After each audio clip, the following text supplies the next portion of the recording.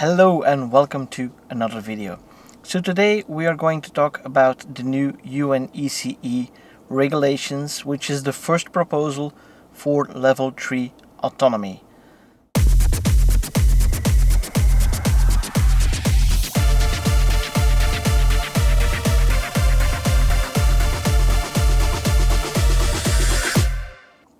Now let's start first with discussing what exactly level 3 means.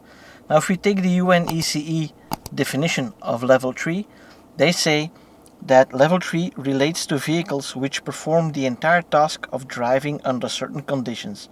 The driver should be able to do other things in the meantime, but sit in the driver's seat and be able to intervene. Now that means that we got full autonomy on select conditions. Now if you look at the international level 3 definition, it is kind of similar, and it says that level 3 is conditional automation, and conditional automation allows drivers to sit back and let the car do all the driving, also referred as eyes off vehicles. Drivers are able to focus their attention on other activities like using a mobile phone, for example. Many level 3 cars don't require any human intervention, so full autonomy, at all when driving at speeds of less than 60 kilometers an hour. Those vehicles can also be considered to be truly autonomous, as the driver does not need to pay attention during the circumstances where the level 3 capabilities are allowed to be used, of course.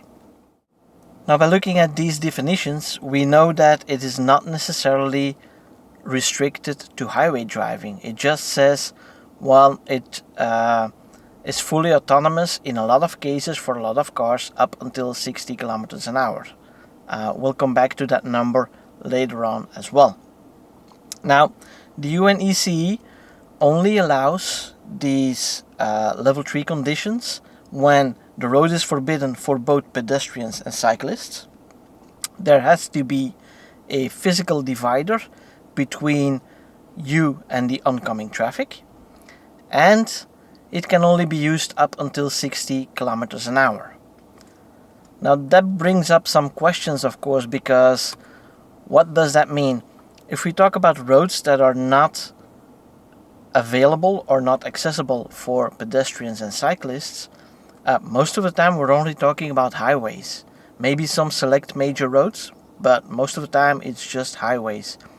But there's also the problem that the legal minimum speed in most European countries, I don't know exactly for all of them, but in most European countries is the minimum legal speed that you need to drive on the highway is 70 kilometers an hour. And there is even talks about going up to 80 kilometers an hour as the minimum speed requirement. So that contradicts a little bit with what we are seeing in these regulations and the requirements for being able to use the level 3 autonomy feature. It is also going to be used probably via road classifications and not just real-time visual information and interpreting that. Just the way Tesla is doing it right now, they have a system of road classifications where a highway is, for example, a class 1 road, and there you can use navigate on autopilot. On other selected roads you can still use autopilot, but they can't use navigate on autopilot. So these classifications will come into play as well for these functionalities. Now also, one of the test scenarios in the regulations or in the document about the regulations speaks about when normal traffic flow is resumed, and that means going more than 60 kilometers an hour. So the first proposal that we have here is basically a traffic jam assistant, right? So you will be able to do hands-off driving for a longer period of time when you are in a traffic jam and cars are moving slower than 60 kilometers an hour. That is what the current regulation is all about. Now, for those of you that were expecting a lot of improvements and really opening up towards level 3. Well, it's not going to happen because this proposal only covers the automated lane keeping systems. So it's just about keeping your car in the same lane. So even the unconfirmed lane change is not part of this regulation. And if we look closely at the international definitions of the different autonomy levels, the automatic lane change is actually a level 4 feature.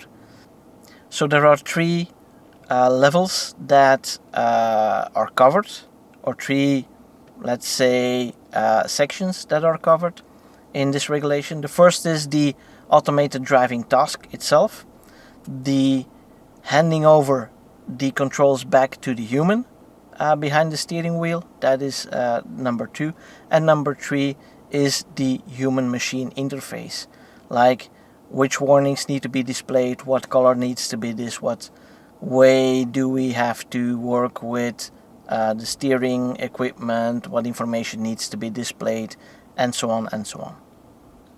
Now, of course, there are safety requirements, fail-safe requirements, so the car needs to be able to handle all the dynamic driving tasks in all situations, including failures. So there needs to be a system in place that will catch the failures in case the system performs not as expected. And those systems, they need to not be perfect, right? They need to not cause any collisions that are reasonably foreseeable and preventable. If a collision can be safely avoided without causing another one, it shall be avoided. When a vehicle is involved in a detectable collision, the vehicle shall be brought to a standstill. So the UNECE does not expect a perfect system. Collisions will happen, accidents will happen, and it is not prevented by these level 3 autonomy features. So that is a good point, because a lot of people are expecting, when we move towards autonomy, they are expecting that the system is going to be perfect and no accidents will ever happen again. While that is a optimal case scenario, of course, and we all need to strive for that, it's not realistic. Perfect systems just don't exist, and accidents will still happen. The only difference that I notice is that when accidents happen with an automated system, then people are a lot more strict and a lot more against it than when a human caused the same accident. Then people are thinking, yeah, okay, it's a human, accidents happen. But when we're talking about the system, too much perfection is expected, in my opinion. Also, another point, and an important point, is that the system will continuously self-check to make sure that all the systems are working and all the detection mechanisms are working properly. Because, and we'll come back to that later, if the system determines that something is wrong with the system, it needs to give the control back to the human in a proper fashion. So not just abort and then crash something before the human can intervene, but there needs to be a transition demand, is what it's called in the document, where the human has enough time and can safely take over from the system.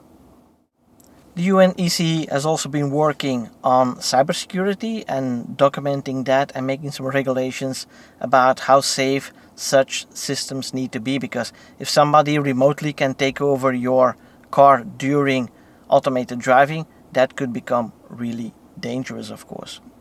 And software updates, that's also going to be mandatory, more or less. It doesn't say explicitly, but it does allow for it. And it actually has a lot of documentation on how it will work with the approval of software updates. The way that Tesla has right now, where the over-the-air software updates, if they bring a new feature into play, that needs to get a type approval for that vehicle. Now, the type approval also includes a list of 64 countries within the UN. So it's not an EU regulation, it's a UN regulation. It's just that Europe takes one single standpoint in all of this, And yeah, the United States, up until now, we don't know what they're going to do with this one, but up until now, with level 2, they've been more free and didn't adopt the full UNECE regulations. Now, because the regulator or the type approval is going to mention those 64 countries and a check whether or not the system adheres to the local regulations as well. That means that they can roll it out country by country, a little bit like Navigate on Autopilot, where, for example, the Netherlands already had Navigate on Autopilot, but in Belgium it was still not available, and only a few weeks after that it became available here as well. So they can do the same thing with level 3 autonomous functions.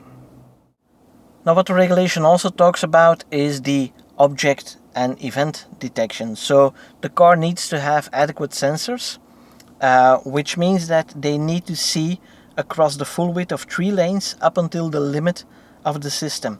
That is to notice the road curvature and lane markings and cars ahead and all that kind of stuff. The detection range needs to be at least 46 meters ahead of the front of the car. So let's say about 50 meters in general from the point of the camera. And it also needs to be able to see the traffic next to the car alongside the entire length of the car. So side cameras are going to be mandatory for this level 3 functionality. It also needs to have lateral detection range up until the full width of the lane, the adjacent lane. So left and right of the car, it needs to see the full width of the lane to detect any vehicle that might be in that lane, of course. Now, Tesla has this all covered with the current suite. So the front cameras, the narrow one is like 250 meters, the middle one is 150, and the wide angle camera is, I believe, 60 meters, something like that. So all of them exceed that 46 meters that is required. The B-pillar cameras, they can definitely see the full width of the lane next to you. And also we have the ultrasonics, which have a range of up to 9 meters, which more than covers the width of the lane next to you. So yeah, on that front there is no problem for Tesla, and I think the car is ready to be able to work with these regulations, no problem. Now, the vehicle will also need to have a DSSAD, they like to call it. It's a data storage system for automated driving. It's basically a black box, and that black box needs to perform with a 1-second accuracy. So if something happens, that needs to be logged within 1 second after it happens. Now, you need to log, or the manufacturers need to log a lot of data: the activation, deactivation of the system, planned events, unplanned events. We'll come back to that later on. Driver unavailability, driver override, system malfunctions, collision detections, start and end of risk maneuvers and emergency risk maneuvers, transition demands, so when the car hands over back the controls back to the human, complete vehicle failures. All of that needs to be logged, and that's a lot of data. So my first concern was, when I read this, is the eMMC issue that we have. So each chip has a certain lifespan, and each memory chip has a certain amount of cycles that it can hold before it starts to fail. So either Tesla is going to have to implement a very large chip so that the number of cycles gets reduced, or they need to have some kind of mechanism that detects when the failure starts and then have to replace that chip again. But yeah, that black box is going to be required, especially in a case of an accident, to see who was at fault. And maybe some insurance companies will actually request access to do that. And it's going to be possible because the access to that storage device needs to be able to be done via the OBD port.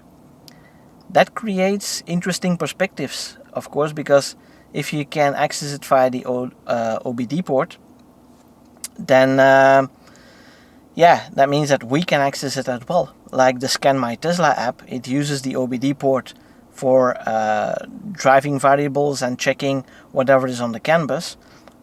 If a lot more data is going to be transmitted through that, well, that's going to be interesting for such apps to elaborate on that, and then we can investigate ourselves maybe why the car reacted in a certain way at a certain point. It's not going to be for everybody, of course, because it will be very technical. It will be a lot of data, and you will have to be able to make sense of the data, but it is going to be available in this case. So I was talking about planned events, unplanned events. What does that mean? Well, the planned events is something that happens and that is foreseeable. So it is known in advance that something is going to happen. So for example, when you exit a highway, when you hit an intersection, that kind of stuff, or an interchange, for example, that kind of stuff, the car knows up front that this is coming up, right? On the other hand, you have unplanned events, and unplanned events are, of course, events that happen, but you don't know in advance. So that could be weather, so it starts raining, lane markings are going missing, there is a construction zone, for example, the road surface changes from dry to wet, for example. All of those things, those are unplanned events. Now, what the regulation talks about is that the system shall at all times keep the vehicle in its lane in a stable lateral position as not to confuse other road users. So it should not swerve, right? That's basically what autopilot and auto steer, the basic version, is doing already. So it's keeping you within the lane, it's following the turns, it's not ping-ponging between the sides of the lane. That is what this is. So yep, Tesla has got this covered already. The activated system shall detect a vehicle driving in an adjacent lane and, if necessary, adjust the speed and or the lateral position of the vehicle within its lane as appropriate. Now, Tesla is detecting cars and vehicles in other lanes, and also the moving of the lateral position or adjusting of the lateral position. That is the whole moving away from a truck while you're passing it that I really don't like, but this is in this category, and Tesla is already covering that as well. Now, next to the standard traffic assisted cruise control, the vehicles must also detect other vehicles cutting in. There's also something that Tesla has been working on. In my opinion, it's not yet working that great in detecting it, and rather late, but they are detecting it already at the moment. The activated system shall adapt the vehicle speed to infrastructural and environmental conditions.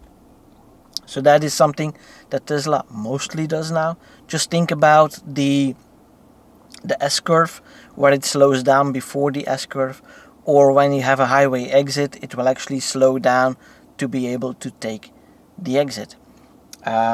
So yeah, that is something that is already covered. So when we look at Tesla, for now, they are really looking good in terms of being able to just adopt this level 3 regulation. Then all of a sudden in the document they start talking about pedestrians and how the car should react to pedestrians. Now this is kind of strange because the car is not allowed to use the level 3 functionality on roads that are accessible for pedestrians. So that threw me off for a little bit until I started thinking about that, and I think what they mean is because the whole system is basically a traffic jam assistant, it is going to be about pedestrians in emergency lanes, so somebody changing a wheel, for example, or emergency workers that are putting out a fire or that are helping to tow a vehicle, stuff like that. So people are walking on the road, of course, when accidents happen, and that is the main reason why we have traffic jams. So yeah, I think it's more towards that. Also because specifically they don't mention cyclists, so they only mention pedestrians. So for me, yeah, it sounds logical. So the second section is where it needs to hand back control to the driver. And first of all, the system needs to be able to recognize all scenarios where it needs to hand over control back. So when it doesn't know what to do, the driver needs to take control again. Also, of course, when it doesn't meet the requirements anymore for where the level 3 is allowed, it needs to hand back control. It also says, in case of a planned event that would prevent the automatic lane keeping system from continuing the operation, a transition demand shall be given early enough to ensure the minimal risk maneuver in case the driver would not resume control would bring the vehicle to standstill before planned event occurs. What this means for me is that it will not work like autopilot does now. So when I do the autopilot testing, the last test I do is where it has the lane markings from the parked cars or the parking spaces. I can activate it because it has a lane marker, and then all lane markings disappear. An autopilot still tries to do whatever it can to, or whatever it thinks it can do, to guide the car in a proper way. This is not going to happen with this system. So when the system detects that a certain thing is going to happen, you're approaching the end of the highway, for example, and it's not allowed to do that anymore, it will transition control back to you. If you don't take control, it will stop the car before it will exit that section where level 3 is allowed. So that's a little bit of a different approach. Not sure how that is going to work practically, but it's definitely something worth testing once we will be able to perform that functionality. Now, if the driver is not responding to that transition demand, then it's going to initiate a minimal risk maneuver, they call it, but basically it's going to stop the car, put on the 4 blinkers the way autopilot does right now, and that is going to start not earlier than 10 seconds. So you will get a warning that you need to take over, and you will have to take over within 10 seconds, which I think is a good time to be notified and then react, okay, I need to get back on the wheel, because we're still talking about level 3, and we're still talking about the fact that you might be on your mobile phone at that point, because level 3 says you can. But we'll come back to that in just a minute, because it gets more complicated than that. And now we are coming to the tricky part, which is the human-machine interface, where the car needs to have a system to monitor the driver availability. And it's basically in 3 categories. You have driver presence, you have driver availability, and driver attentiveness that needs to be monitored. Now we're talking about driver presence. It's just like in current Teslas. The driver needs to be in the seat, and he needs to have his seat belt on. That is basically the presence of the driver, and that is covered by Tesla in the current iteration.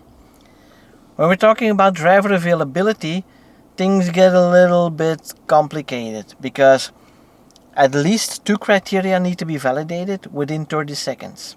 So input to driver exclusive vehicle control is one of the possibilities, which is where we get the hold steering wheel message. So that's a driver control. So that will remain, and the nag will remain to detect the presence of the availability of the driver, that it is the driver being occupied with driving. And also eye blinking, eye closure, conscious head and body movement. Those might be possible via the interior camera, but as far as I know, the interior camera in Teslas is only in Model 3 and Model Y, and not in Model X or Model S. Now, feel free to comment below if I'm wrong here, and maybe the latest versions of Model S and Model X have an interior camera as well, but as far as I know, they don't. So the question is, can Tesla pull off a second criterion to detect that the driver is engaged? That's a very good question if they don't have the interior camera. Maybe they can, maybe they can't, and maybe we need to get some kind of retrofit with an interior camera. I don't know how that would work and if that's even possible. But yeah, this is what the regulation says, that there need to be 2 criteria validated. They don't specify exactly which 2 criteria. So they give examples of eye movement and eye blinking and input to driver exclusive control, stuff like that. They give that as an example, but they don't exactly say, well, you need to use this or that. It is going to be validated, of course, but the manufacturer has some freedom on how to do it. Now, if a driver is unavailable, and that can be at any given time, the driver will get a warning, and they will get a transition demand starting no later than 15 seconds after the warning.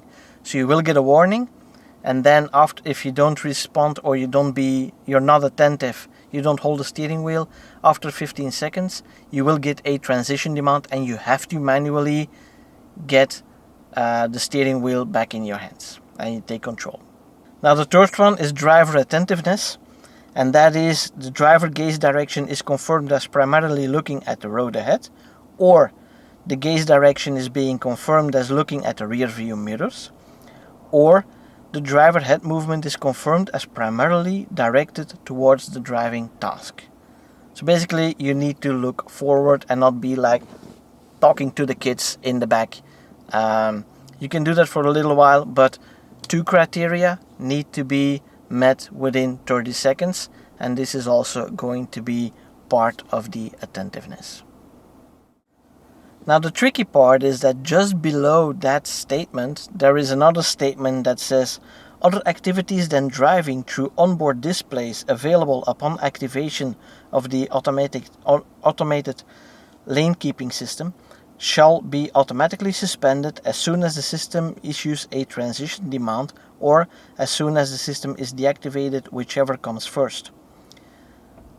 This confuses me quite a bit because we are talking about level 3. We are talking about the driver not being engaged anymore in driving because he can do other things. We're talking here about other activities than driving, but the car will have to monitor 2 criteria: that you're engaged at all times within 30 seconds, or otherwise you need to take control back, and it does not allow you to continue on that functionality. So for me that is a big contradiction that I still don't know how I should take it. At first I was thinking, well, maybe you need to be at least in the previous 30 seconds, you need to have the 2 inputs, and once you activate it you can start browsing, watch a clip for example on YouTube or do something on your phone. But the document clearly states that the driver unavailability can be determined at all times. So it's not clear how exactly this would allow the driver to do other things except for staring straight ahead at the road at least 2 times every 30 seconds. So this is a little bit weird. I don't know what to make of it.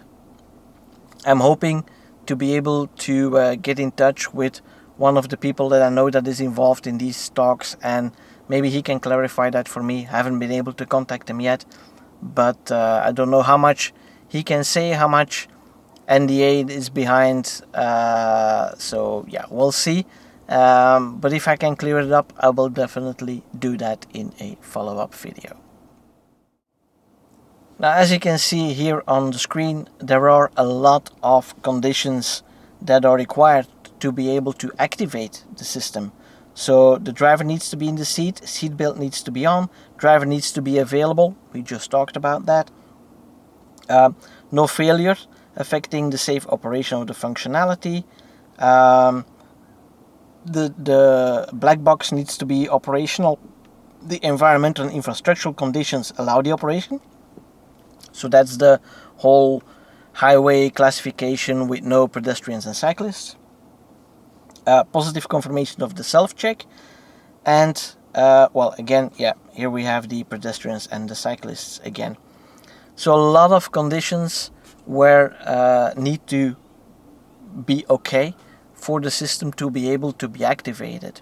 Also, in the other way around, if one of those is not met, then the system will not be activated, and in fact it will also be deactivated by means of a transition demand, where the driver needs to take over again. Now for deactivation, so the system can issue a transition demand. The driver can take over at any given time, of course, using steering controls or braking. And as mentioned before, there is no automatic fallback on regular autopilot. The system needs to be deactivated completely.